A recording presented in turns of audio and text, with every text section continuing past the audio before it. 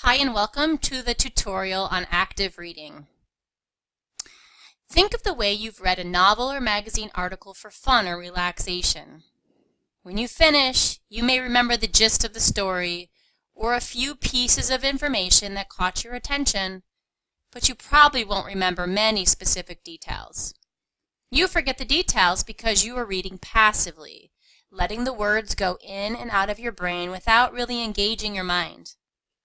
Passive reading is enjoyable, and that's how most of us want to read most of the time. But we must be able to approach that same novel or article from a different angle when reading for research or another academic purpose. That purpose is called active reading. Active reading requires you to engage with the text in front of you by responding to it not only emotionally, but also and more importantly, intellectually. A passive reader might like a character in a novel or laugh at a funny moment in an article. But an active reader will, for example, notice the context in which the author is writing, look up the meaning of new words, and think critically about what the author is saying. Have you ever read a textbook chapter when it was assigned for a class, and then had to read the entire chapter again for the test your teacher gave only a week later? In addition to allowing for better evaluation and deeper analysis of a text, the process of active reading is essential for busy people because it saves time in the long run. Ultimately, by reading actively, you can increase your comprehension of the text, decrease the time you spend rereading, and decrease the time you spend trying to remember your initial thoughts. The most important part of active reading involves annotating a text, or taking notes while reading. These annotations can be written in a journal or on sticky notes, a good strategy when reading a book borrowed from a library. But the most effective way to annotate a text is to write the annotations on the text itself and the margins. When you use online sources, print the source if possible so you can make marginal notes, or use an online annotation tool. Because this type of annotation is informal, and just intended for the individual person making the notes, then every person can develop her or his own system with marks that make sense to that individual. There are some general guidelines that most people follow. Number 1, note any important ideas and terms, especially the author's thesis.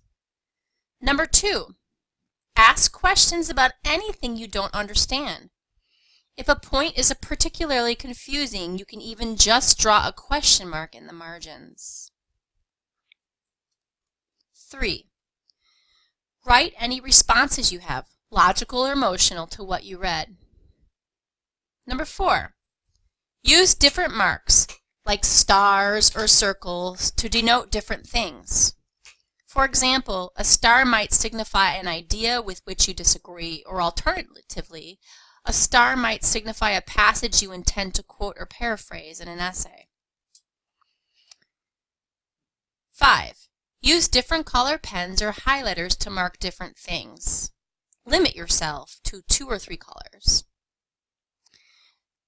See this figure for an example of an annotated text. Here you will notice that the writer has underlined, the writer has circled, and the writer is using both left margin and right marginal notes.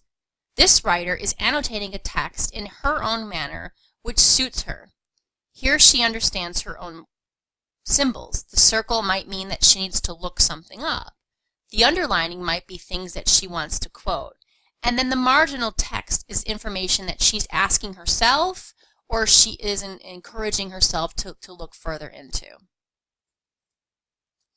Whatever system you use to annotate your text, the goal is that when you return to that passage, article, or book, even weeks or months later, you will know your thoughts and questions about the material that you have read. Therefore, it's important to remember the following 2 things.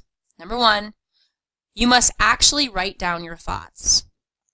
Underlining or highlighting alone without actual annotations is ineffective because you won't remember why you underlined the passage days or weeks later. And number 2, Use a system that makes sense to you intuitively and keep it simple.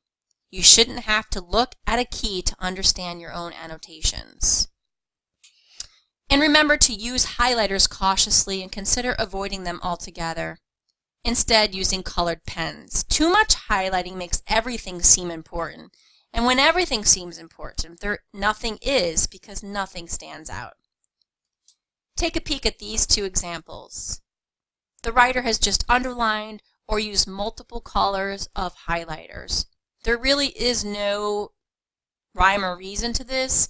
Going back to this multiple weeks later, the writer might have forgotten why she underlined or why she highlighted certain things. You can see how bland and how unimportant everything really seems in this. And this ends your tutorial on active reading.